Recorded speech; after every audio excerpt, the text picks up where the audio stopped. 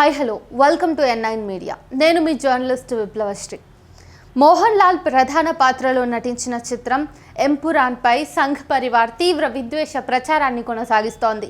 గుజరాత్లో జరిగిన హత్యాకాండను చిత్రీకరించిన విషయము, హిందుత్వ శక్తులు దేశాన్ని ఎలా పట్టుకుని పాలిస్తున్నాయో చూపించిన అంశము వారిని తీవ్రంగా కలచివేస్తా ఉన్నదని చెప్పేసి మనం అర్థం చేసుకోవచ్చు. ఈ తీవ్రమైన దుష్ప్రచార వాతావరణంలో చిత్రాన్ని మళ్ళీ సెన్సార్ చేయాల్సిన పరిస్థితి నిర్మాతలకు కల్పించింది. ఇది కేరళలో మొత్తం మలయాళ సినీ చరిత్రలోనే బయటి ఒత్తిళ్ల వల్ల సినిమా మళ్ళీ సెన్సార్ చేసిన మొదటి సందర్భం. ఇది మన ప్రజాస్వామ్య దేశంలో చోటు చేసుకుంటున్న ప్రమాదకరమైనటువంటి మార్పును సూచిస్తుంది. పురోగమైన ఆలోచనలు కలిగిన వారిపై భిన్న స్వరాలపై సంఘ్ పరివార్ చూపిస్తున్న అసహనమే ఎంపురాన్పై వచ్చిన ఆరోపణల్లో ప్రతిఫలిస్తోంది. తమపై విమర్శలు చేసే రచనలు, కళలు, రాజకీయ ప్రకటనలు, బెదిరింపులు చేయటంలో హిందుత్వ శక్తులు ఎన్నో పద్ధతులను అవలంబిస్తున్నాయి.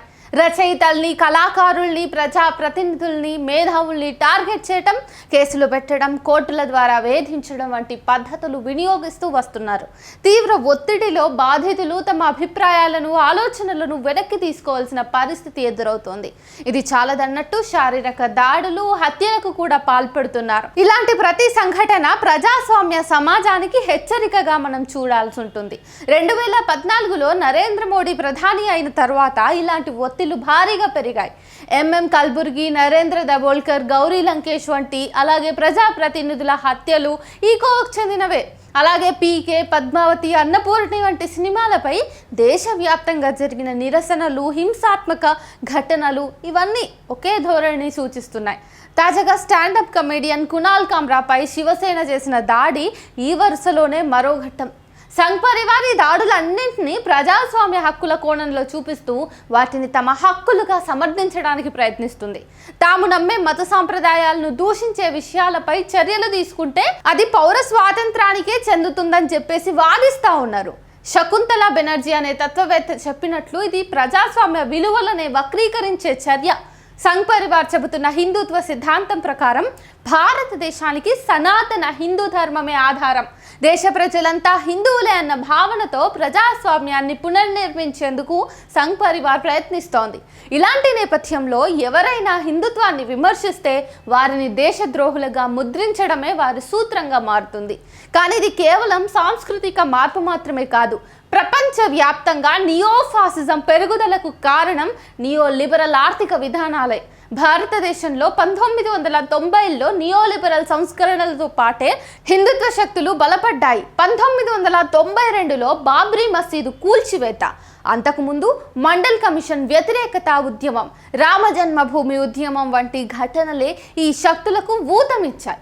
విజిలాంటే సెన్సార్షిప్ అంటే చట్టబద్ధ అధికారాలే లేని వర్గాలు తమకు నచ్చని అభిప్రాయాలపై దాడులు చేయటం భారత సినీ రంగంలో పెరిగిపోతుంది. గతంలో ఈ సినిమాల సందర్భంగా మనకు అనుభవాలున్నాయి. Khalnayak, Bombay, Fire, Fanaa, my name is Khan, PK, Padmaavat, Annapoorani ఇవన్నీ ఈ కోవలోకి చెందిన ఈ దాడులకు గురైన సినిమాలే. ఇప్పుడు ఎంపురాన్పై వస్తున్న ప్రచారం అదేవిధంగా హిందుత్వ శక్తుల విజయాన్నే సూచిస్తుంది. ఇది కేవలం సినిమా విషయంలో కాదు, కేరళ వంటి రాష్ట్రాల్లో కూడా ఈ శక్తులు తమ ఆధిపత్యాన్ని పెంచేందుకు చేస్తున్న ప్రయత్నాల్లో భాగం. ముఖ్యంగా ఎంపురాన్పై పెంచిన వ్యతిరేకత కేవలం సోషల్ మీడియాకి పరిమితమైపోయింది. దీనికోసం ఎలాంటి ర్యాలీలు, నిరసనలు జరగలేదు.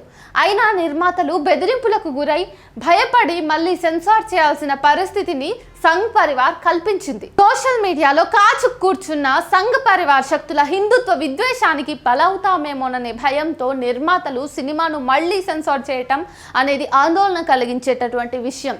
ఇది పూర్తిగా నియోఫాసిస్ట్ శైలికి చిహ్నంగా చెప్పొచ్చు. ప్రజాస్వామ్య వ్యవస్థను నాశనం చేయకుండా దాన్ని వక్రీకరించి ఉపయోగించుకునేటటువంటి అంశాన్ని రాజకీయంగా చూడాలి. హిందుత్వ శక్తులు కూడా మీడియా బదులు సోషల్ మీడియాను ఈ విధంగా వాడుకుంటున్నాయి. ఈ పరిస్థితుల్లో పురోగమన శక్తులు అప్రమత్తంగా ఉండాలి. ఈ విధ్వంసకర ప్రయత్నాలను ఎదుర్కోవాల్సిన అవసరం మన మీదే ఉంటుంది.